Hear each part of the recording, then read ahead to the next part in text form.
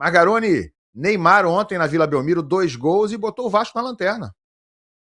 O Vasco com a sua pior campanha, aliás, igualando as suas piores campanhas da história dos pontos corridos, né? No recorte de 4 jogos de início, o Vasco com 1 ponto só conquistado. O Vasco não venceu ainda no Campeonato Brasileiro. 3 derrotas, né? Com essa ontem para o Santos, 1 empate só dentro de casa com a Chapecoense. Não é que o Vasco pegou Palmeiras, Flamengo, Fluminense, Grêmio e companhia, não. O Vasco pegou Bahia em casa, Chape em casa, Mirassol. Agora o Santos fora de casa e o Vasco ainda não venceu num jogo ruim, tá? O jogo, de maneira geral, foi ruim. O jogo do Vasco foi ruim, do Santos foi até pior, tá? Eu não acho que o Santos jogou mais do que o Vasco, não. Acho que foi um jogo bem ruim, tecnicamente. Acho, inclusive, que o próprio Neymar não jogou bem, assim, definiu o jogo, é diferente. Mas o jogo, de maneira geral, não foi uma grande partida. Acho que no primeiro tempo o Vasco vai ter melhor do que o Santos, tá?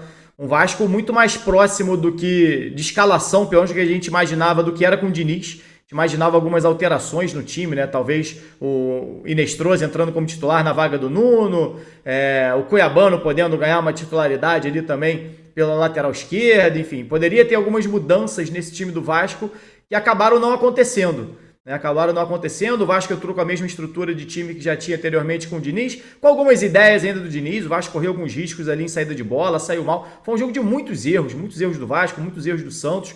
Foi um jogo ruim, assim, de maneira geral, foi um jogo bem ruim, mas no primeiro tempo o Vasco ainda, acho que até no momento que o Vasco toma o gol do Santos, era um momento onde o Vasco estava produzindo bem.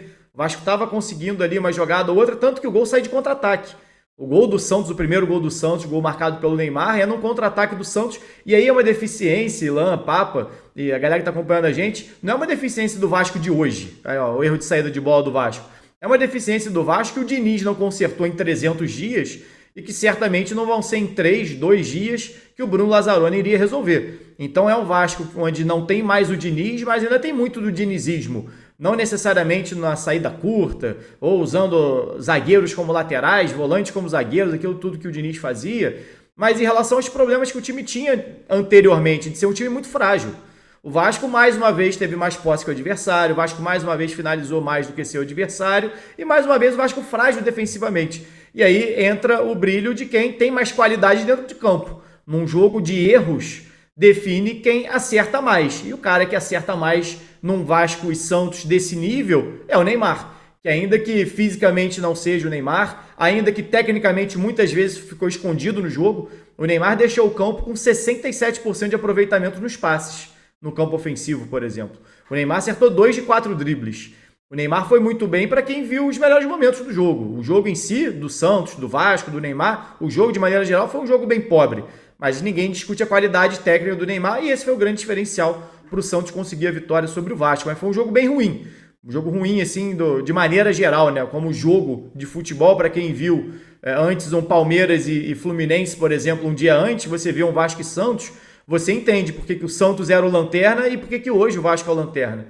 São 2 times que muito possivelmente com esse futebol que apresentam hoje vão brigar na parte de baixo da tabela e aí só mostra, olhando pelo lado do Vasco, o quanto que o Vasco vai ter que remar nesse momento depois da permanência longa do Diniz no Vasco. Vi muita gente criticando, achando que o Diniz caiu cedo, né, que o Pedrinho falava em um trabalho longo e que o Diniz talvez tenha caído cedo. Para mim, o Diniz demorou muito tempo. A gente falou isso ano passado aqui.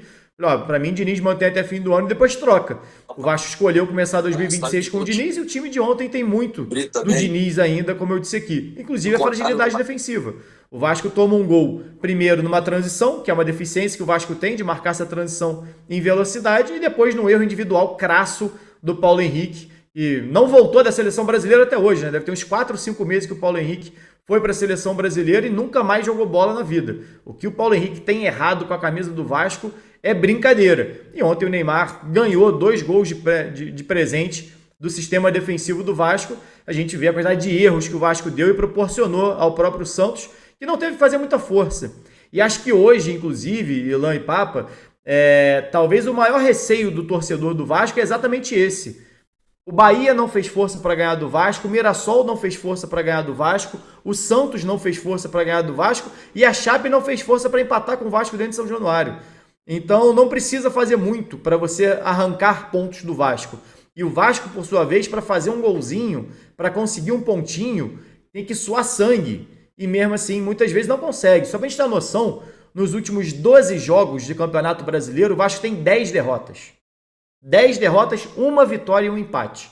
E o Diniz só caiu agora, porque teve muita gente falando, mas viu, não era melhor sem o Diniz, como se esse jogo fosse parâmetro para definir. Esse Vasco ainda é o do Diniz.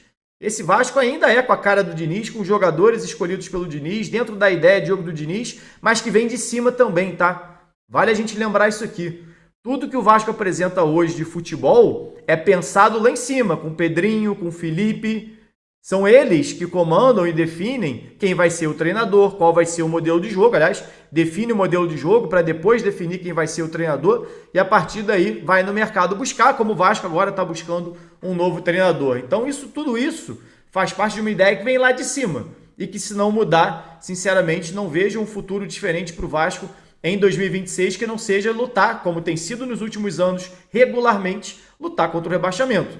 Bateu na trave de uma queda em 2023, já não tinha subido em 2021, sobe em 2022 com muito custo, naquele jogo contra o Ituano no finalzinho, última rodada da Série B com um jogador a mais, se mantém numa Série A em 2023, sofrendo até o último minuto contra o Red Bull Bragantino, fazendo um gol faltando 10 minutos para acabar o campeonato.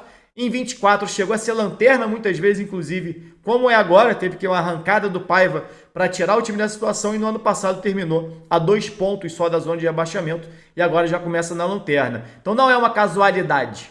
Essa, infelizmente, tem sido a tônica do Vasco nos últimos anos. Eu citei só esses últimos aqui, mas vem de muito mais tempo. E não parece que vai mudar tão cedo, não. Agora, o Garoni, estava vendo o jogo ontem do Vasco, vi boa parte, né? O segundo tempo inteiro, inclusive. Cara, a impressão que eu tenho desse Vasco é o seguinte, tá com aquela nhaca, né? Aquela nhaca que já vem de alguns anos, já tá de novo na lanterna. Mas eu vejo, mas eu digo assim, nos últimos 2, 3 anos, um time que parece que tem atração por ficar ali dentro do Z4, já tá na lanterna com 4 rodadas, não é só Z4 não, é lanterna. Cara, mas esse elenco do Vasco, eu acho melhor do que os anteriores. Eu vejo da onde tirar, é sobre isso que eu quero falar. Sim. Você tem jogadores hoje, individualmente, bons jogadores no Vasco. Eu acho que jogariam em times maiores que eu digo, em times em situação melhor no Campeonato Brasileiro. Hoje mais poderosos. Só para citar um, né? O Fluminense que tá aí, todo mundo acha que tem um bom elenco. Eu acho que tem uns 2 ou 3 jogadores do Vasco que seriam talvez titulares no Fluminense. Tá? O Andrés Gomes, para mim, é titular no Fluminense. O Rojas que chegou é bom jogador. Para mim tá claro que é bom jogador. O argentino, como é que é o nome do argentino? O Spinelli. Spinelli. Me parece, esse aí não dá para saber ainda, né? Recorte muito pequeno, muito curto, não dá para saber. Mas na carência que tem, por exemplo... Brigou com a bola ontem. Spinelli ontem não dominou a bola. Ontem não apareceu, né? Ontem não apareceu. Mas na carência que tem o Fluminense, talvez fosse titular. Quero dizer o seguinte, e em outros clubes também. Então hoje eu vejo jogadores do Vasco, individualmente, alguns bem contratados, alguns bem escolhidos. Acho que a questão é muito mais de encaixe. Vai ter que chegar alguém e montar esse quebra-cabeça, botar esse time para jogar. Coisa que o Diniz não conseguiu fazer, até em alguns jogos conseguiu, mas era um time estéril, né? Que tinha muita posse de bola, tinha muita construção, basicamente, mas não tinha chances claríssimas. Finalizava muitas vezes, mas nem sempre as chances eram muito claras, era muita finalização, meia boca. Então era um time que parecia criar muito, criava uma certa ilusão de que estava realmente bem treinado, mas o Diniz não encontrou encaixe, essa é a verdade, né? Se não tivesse encontrado, não estava tanto tempo sem ganhar, como você falou, com uma marca tão negativa recente nesse time do Vasco. Agora, eu acho que é um elenco que tem de onde tirar. Não vejo esse elenco do Vasco tão condenado a estar onde está hoje, nessa posição de última colocação. Se chegar alguém minimamente capaz, vai tirar o Vasco dessa situação. Não é um elenco tão ruim quanto em outros anos. Essa é a minha visão.